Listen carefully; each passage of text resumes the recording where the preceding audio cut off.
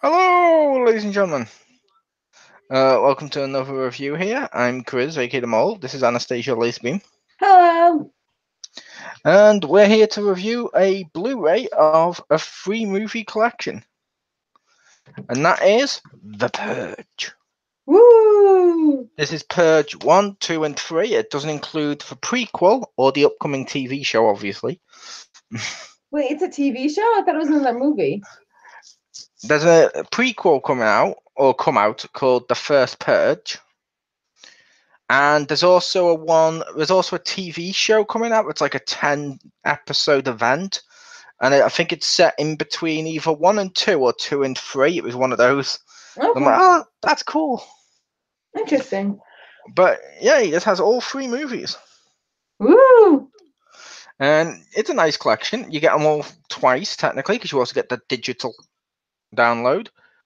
The only reason I say digital download, that's really important, because I fucking hate the fact if I buy a Disney one, it doesn't have that. I still hate that to this day. But if I buy like Warner Bros. Or something, you get them, and I like to redeem them for the ultraviolet stuff, because it's cool if you got a Chromecast or something like that to just pull out your phone and go, okay, yeah, let's watch this. Just pop it on your TV without having to fucking find the disc. it's simpler sometimes. You know what I mean? Yeah. But yeah, you've seen at least 2 one and of 3. these. You've seen 2 and 3. Fair enough.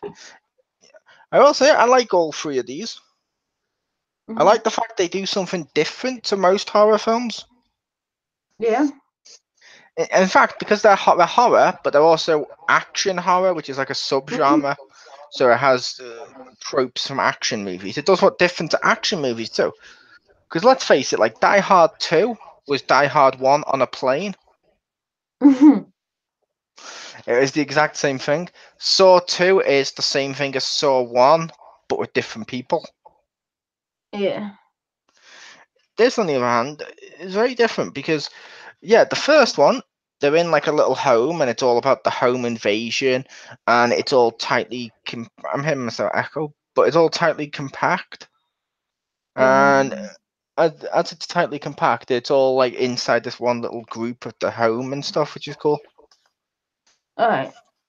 Yeah, like I don't know why I was hearing myself echo. Oh, I don't know. You're coming through my speaker. Oh, that'll be why it's echoing over I'm this. here. And like in my headphones. Oh, okay. Speakers in my headphones.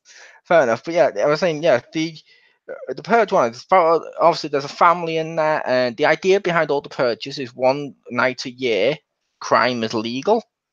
All And you can crime. all crime, and you can do absolutely anything you want. This one family is inside their home, and they're locking it down.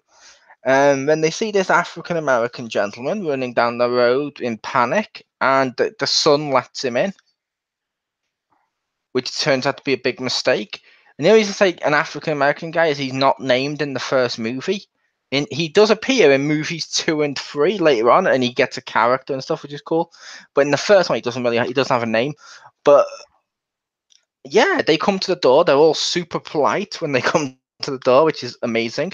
Like one of them, he's just so polite. He's like, "Come on, just let us in. Let us do our purge. We'll let you be on your way. It's fine." And one of the guys with him is like, "Yeah, let us in, or we're all gonna kill you." And the guy just casually pulls out his gun, shoots his friend in the head, killing him. And goes, "Sorry about that interruption." As I was saying, yeah, just let us in. We just have a little bit of fun. We'll kill the guy. We'll be on our way. And you're like, that's kind of funny. You know what I mean? I'm like, that's kind of fun. I Yeah. like that.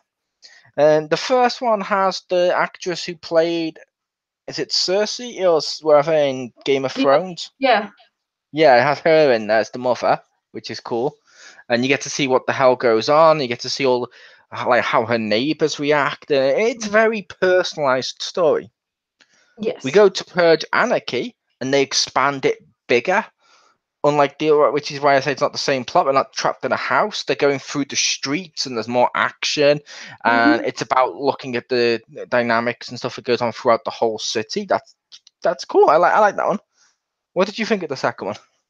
Oh, I like how it expanded. It was more like I said, I've only heard and like seen clips and stuff of the first one and heard like all about it and stuff. So I like the whole city environment.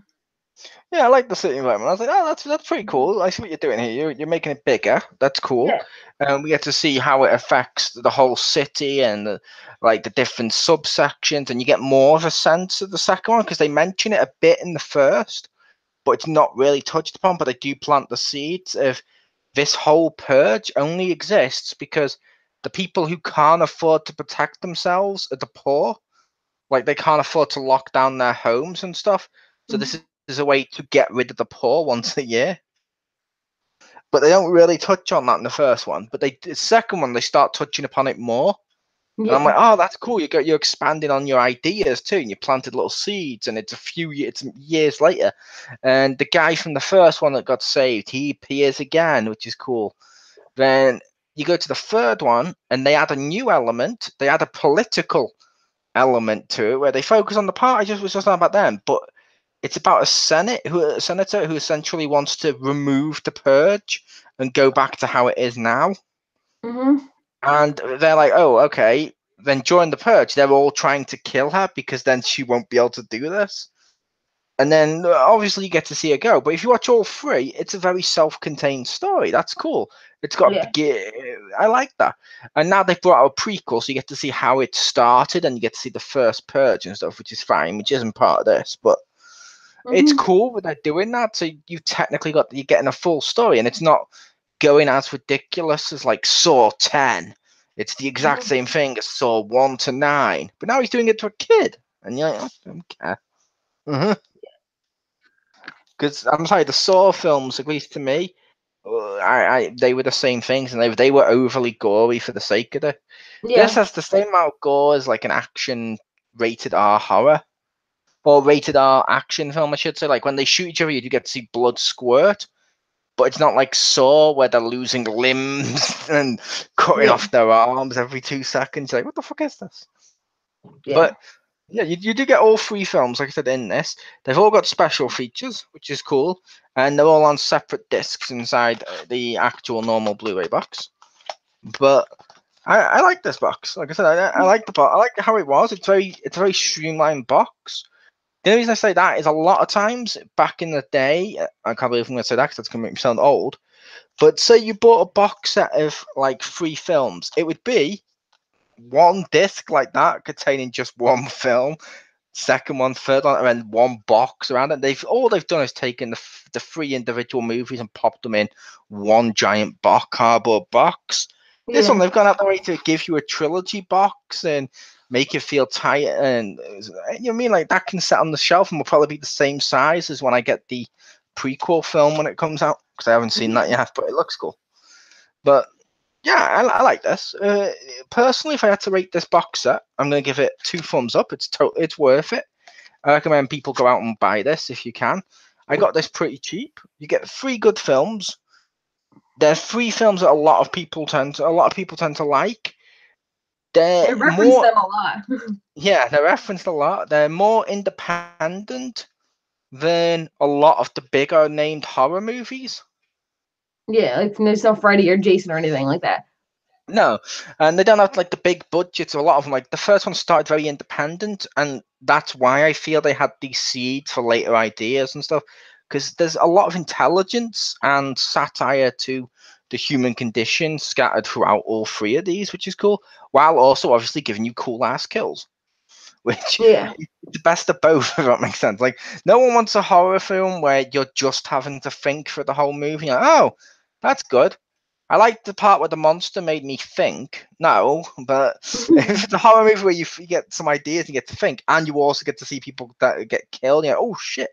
You know, I wouldn't act like that during the purge. But in part, you're thinking, you know, if all crime's legal, I'd probably do this. Like everyone knows someone you'd want to purge. But yeah, like I said, it's a good box. I give it 3 thumbs up. Oh no, sorry, 2 thumbs up. I don't have a third limb. I give it 2 thumbs up.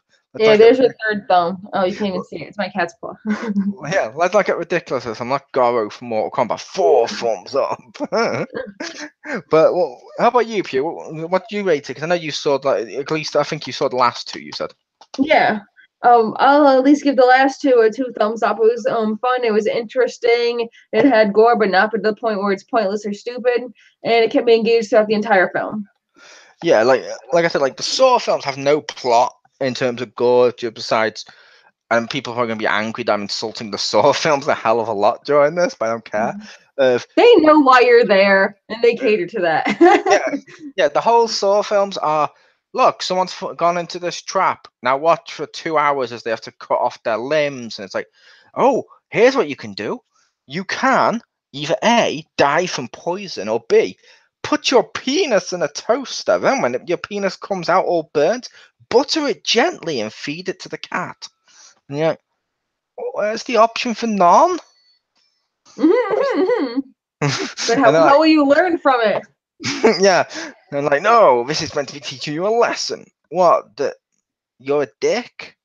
Yeah. That's all I'm getting from this, is you're a prick. But yeah, with these, it's cool, and you get, like I said, you do get a sense of the human condition, because you do get to see all the people in power want this to keep happening because they want to destroy the poor.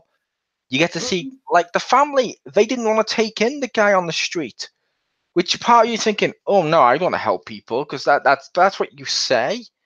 However, if you know in the back of your mind, if you do, there's a good chance you're risking your entire family's life. He did just murder a guy. Yeah, you're probably not going to do it. And I don't even think he murdered someone properly, because he was being chased and limping away. Like, he was being harassed and they were chasing him at the beginning. Which is why you're like, oh, yeah, no.